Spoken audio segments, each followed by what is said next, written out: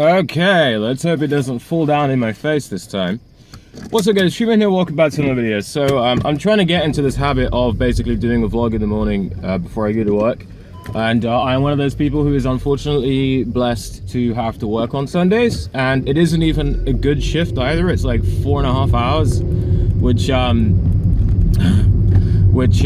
okay, my work is many things and I don't very much like it, but I learned so much about how to stand up for myself, how to take responsibility, how to do, like, I grew so much from a work that I hate so dearly that I'm actually kind of grateful for it. Actually, I didn't even, I actually got the job by accident because I applied for a normal role, so just a customer assistant role.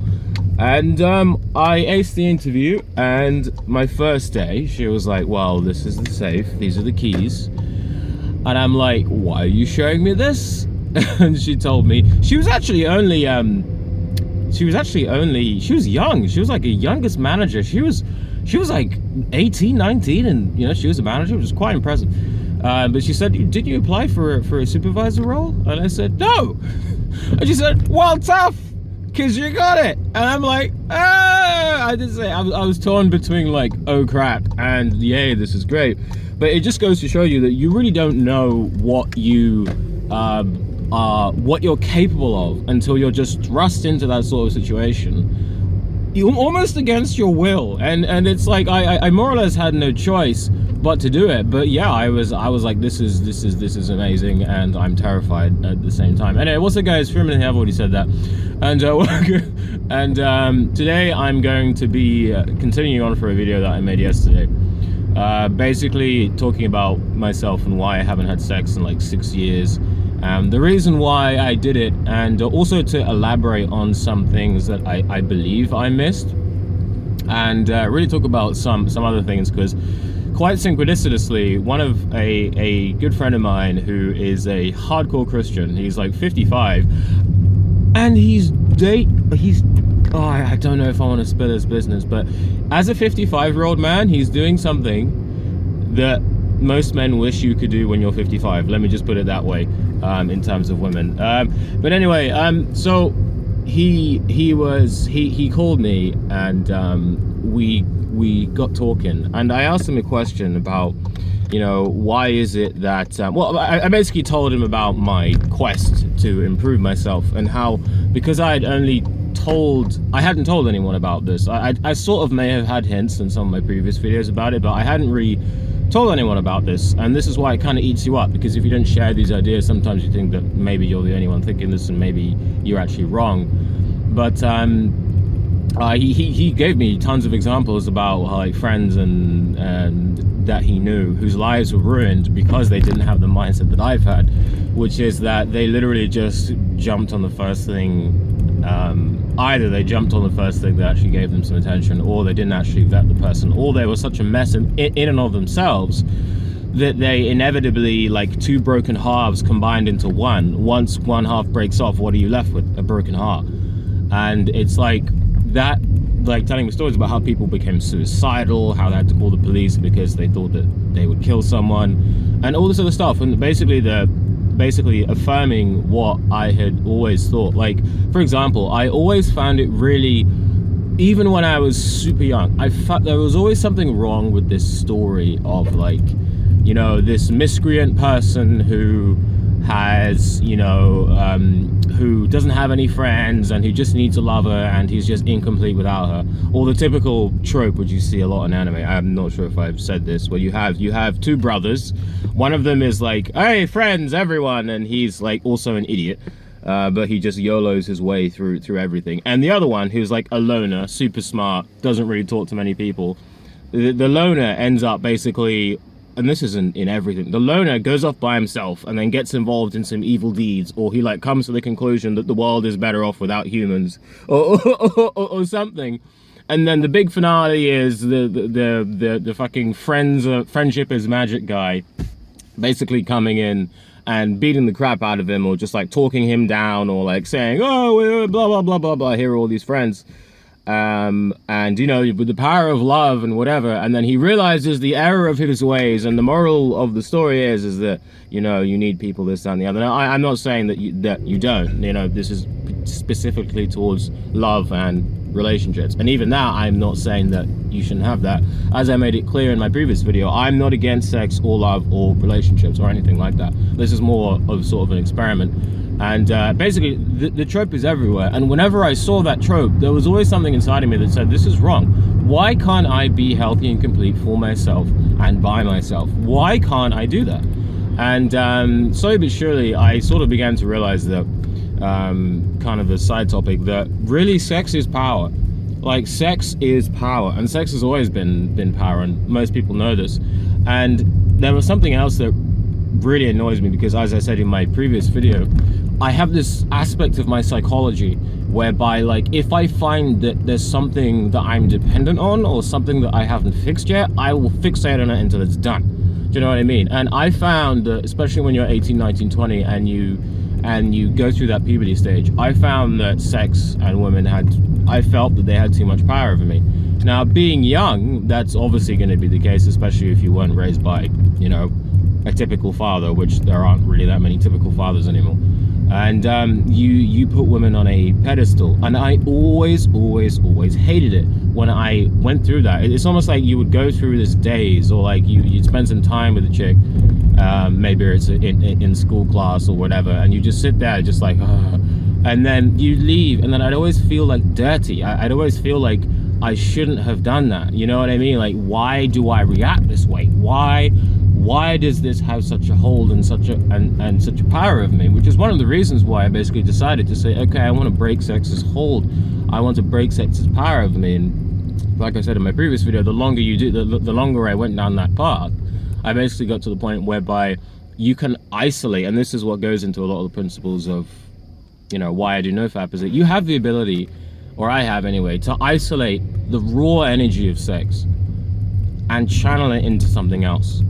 And it's not a frou-frou thing. It's, I can feel it. Like, I can see it, I can feel it, and I can separate myself from it. And then once I do that, it has no power over me. Now, most people do this. People who don't have any, you know, people who are just naturally born alphas, they do that automatically. It's just something that's sort of built in. But not being born that way, I had to sort of inculcate that within myself to the point where I can just separate myself, to the chagrin of many women. I tell you, like, there was a stunning, like, she must have been, well, in some people's eyes, she was probably a 10, but I don't find black women attractive because I grew up with them for a long period of time. So it's like them, I'm sorry. I'm basically one of those guys who's like, you remind me of my sister.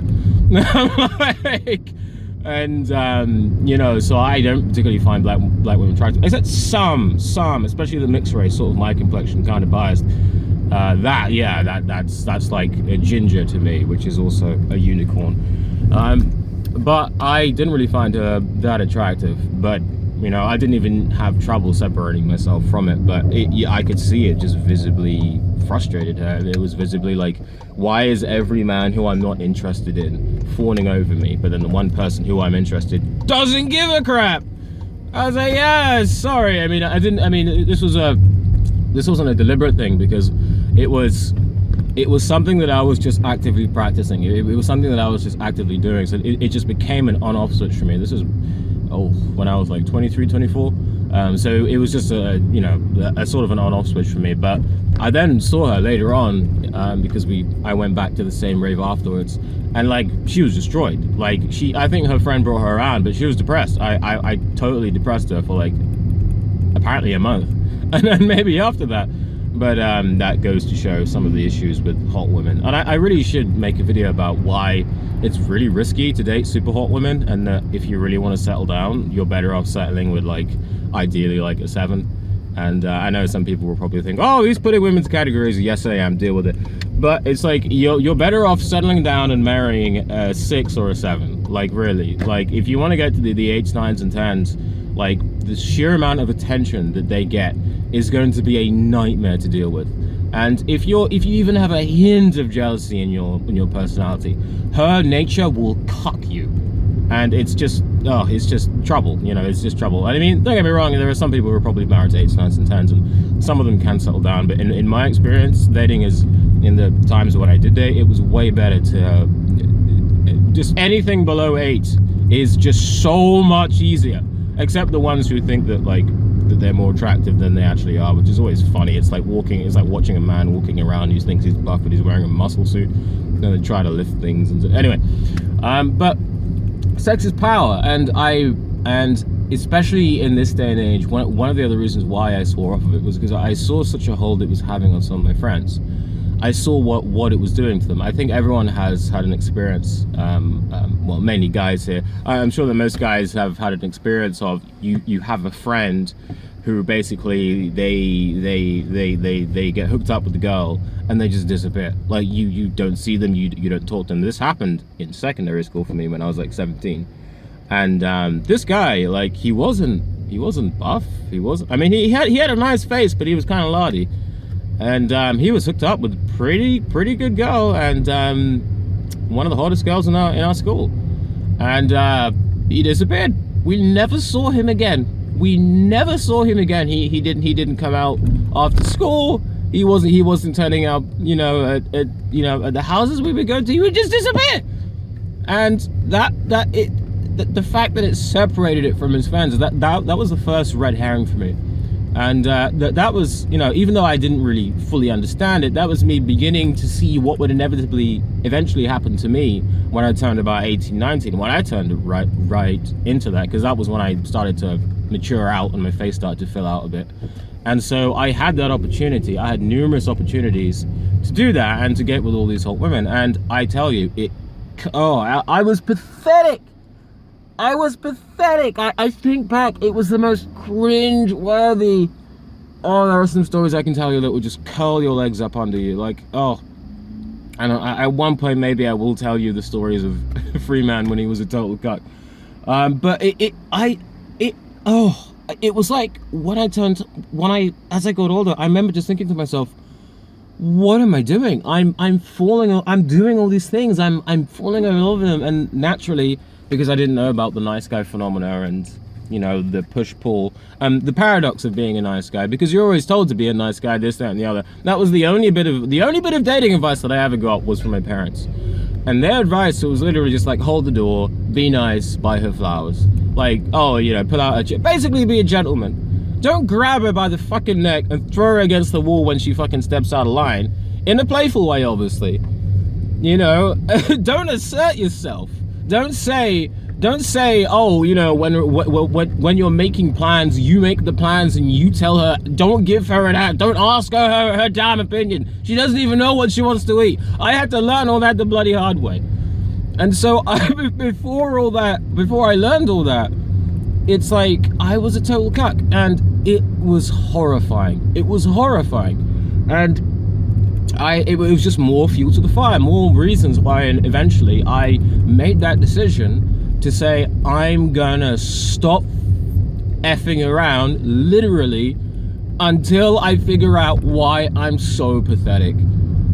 And there's so many people who I believe go down the MGTOW path who kind of don't have that kind of a personal development mentality, because it's very easy to hate and to become misogynistic, and I saw that. I had many opportunities to do so, but I think I had a great example from my first girlfriend whereby I realized I was a monster, and I realized that I need to work on myself, and I proceeded then from that mindset. I didn't proceed in thinking, oh, she doesn't know, you know, I could have gone super toxic and being like, oh yeah, no, well, she's just a sod and whatever the hell, and I now hate all women, or not hate, but I just have a negative prejudice and I'm going to swear off of all of them.